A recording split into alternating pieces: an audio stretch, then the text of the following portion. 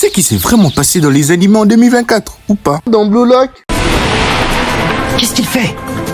Il a pas le ballon et pourtant il se met en position pour tirer. Essayez de recopier ça sur TikTok.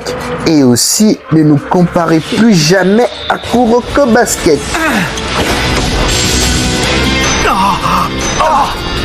Non! Ça, c'est pour les élites.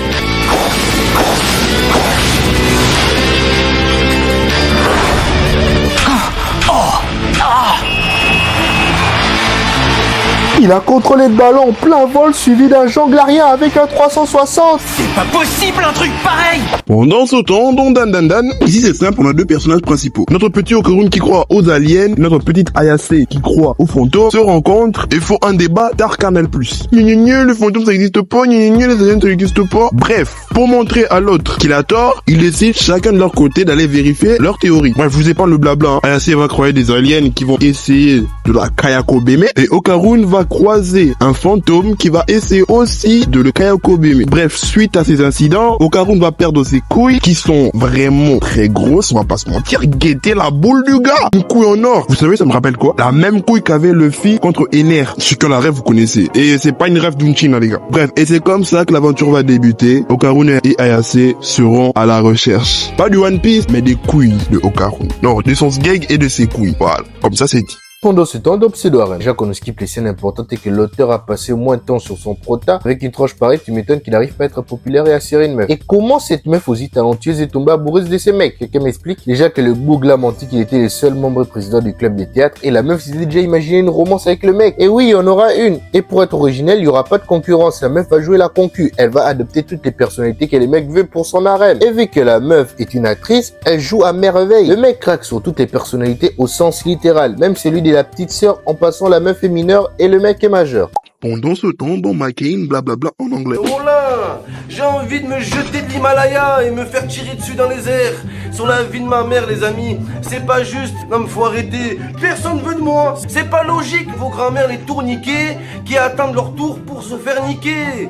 Eh oh, j'ai envie de baiser, je suis là. Donc voilà, au bout d'un moment. Et après, au bout d'un moment, t'es rassuré avec ta meilleure amie. Mais t'as la haine au fond de toi. T'as la NBA. Oh là, le démon. Droit comme Giroud, t'es pas bien. La vie de ma mère, c'est rabaissant, frère. Pendant ce temps, dans les mouvements de la Terre, certes, quand ça parle de théologie astronomique, ce bois à te faire dormir debout, mais c'est qui est sûr, les Japonais peuvent te faire kiffer n'importe quel domaine. Le basketball, les volleyball, les tennis, à balle aux prisonniers et même un sport féminin. Dans l'anime, on est au 15e siècle. Rafa, le petit premier de la classe avec un avenir brillant, fait la rencontre d'Hubert, un type avec un avenir sombre. Il lui parle de l'héliocentrisme, sachant qu'il a été en tôle pour avoir poussé des recherches sur ça. Et maintenant, il embarque le gamin sans son consentement. Lui faire part de ses recherches sans son consentement. Lui passer le flambeau de l'héliocentrisme sans son consentement. Il y a des quoi se brûler les mains au sens littéral. La même histoire, les mêmes erreurs, encore et encore. Oui, il faudra regarder ça comme SNK. Uzumaki. Bon, là, je pense qu'on est dans l'animé le plus bizarre de 2024. Frérot, le concept ici, il est simple. Il y a des spirales dans une ville qui niquent des gens. En mode, le spirale te fait un troisième trou du cul, te fait tomber l'off d'elle, ou pire, te transforme en escargot. Me demandez pas comment, je sais pas pourquoi. Les gars, c'est une dinguerie. C'est vraiment un animé chelou. On parle même pas de l'animation qui a été éclatée sa mère. On dirait que c'est fait sur Flip Clips. Ça parle mal de Blue Lock, mais ça parle pas mal de Uzumaki. Moi, je comprends pas. Frérot, c'est une dinguerie l'animation, comment elle a été éclatée sa mère. Épisode 1, j'ai kiffé. Épisode 2, quand j'ai vu certains personnages courir, les gars, j'ai fait une overdose oculaire. C'est une dinguerie. Mais bon, vu que c'est un anime de Junji Ito, je comprends pourquoi c'est comme ça. Ça ne pouvait qu'être bizarre. Pendant ce temps, dans VTuber Legend. T'as vu comment tu parles à ta communauté et tout? Mais ma communauté de quoi? 11 500 abonnés! Y'a personne! J'ai des fantômes ou quoi? Vous êtes des Casper? Moi j'ai des projets. Mais vous voulez que je les fasse comment mes projets? Ouais, t'as qu'à trouver un travail à côté. Mais vous avez vu dans le monde où on vit? Y'a pratiquement toutes les entreprises de France qui se cassent la gueule à cause du Covid. Ouais, je vais trouver un boulot à côté. Dans 2 semaines, je suis au Shongu. Super la France! Super! Je croyais que c'est intéressant de lancer un live. Il y a 4-5 personnes, personne parle sur le live. On me dit bonjour, je réponds bonjour, comment tu vas? J'ai pas de réponse, ça aussi c'est un gag, c'est tout. Donc voilà, comment voulez-vous que je gagne ma vie sur YouTube s'il y a personne qui sont sur les lives? Pendant ce temps, dans Blue Box, je veux que Shinatsu soit ma femme. Au final, il s'est fait reprendre easy en 1v1 au Babylton. Mais le book va sortir avec la prochaine star de l'équipe de basket, la meuf avec du talent, l'aura et le charisme qui va avec. Ils jouent clairement pas de la même cour. Il y a aucune chance pour qu'ils puissent se connaître et se rapprocher. C'est carrément impossible. Mais on est dans un shonen, un anime de romance. La meuf mère de Shinatsu voyage quelque temps à l'étranger et vu que sa fille ne peut pas aller avec elle, elle ira chez une connaissance de sa mère avec qui ils étaient dans la même équipe de basket au lycée. Et on la voit venir à des kilomètres, c'est la mère du prota, Taiki. Leçon de morale, pourquoi tu stresses? T'as un héros de shonen dans une romance, laisse faire le scénario et les quiproquos et abonne-toi. Pendant ce temps, dans Solo Leveling, je m'appelle Song Jin-woo, un chasseur ultra nul. Mais quand le système me choisit pour devenir un mec ultra badass, je deviens Jin-woo le beau gosse. Ça c'est Jin-woo, le mec badass. Ce gars est devenu trop badass. Ça c'est Jin-woo, Jin-woo le beau gosse. Envie de devenir gay pour le soulever. Ça c'est Jin-woo.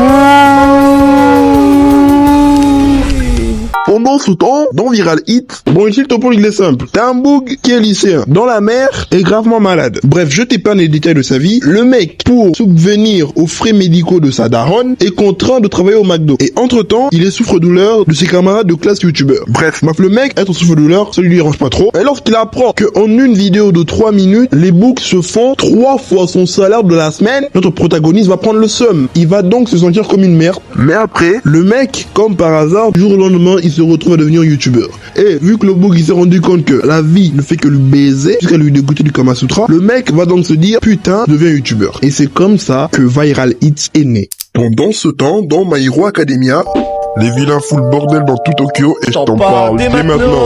Tomura Shigaraki et All for One, les deux vilains principaux de l'anime, se sont en effet évadés d'Impel Down. Non, c'est même pas une blague.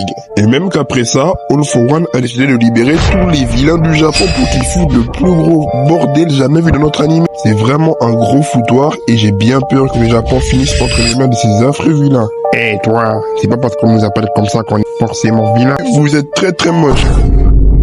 Répète ça, connard. Toi-même t'es moche comme un cul, tu veux parler, hein. Eh, attendez, guidez majestueux. Wait. Wait. Pendant ce temps, dans 2,5 d'Emotional Selection,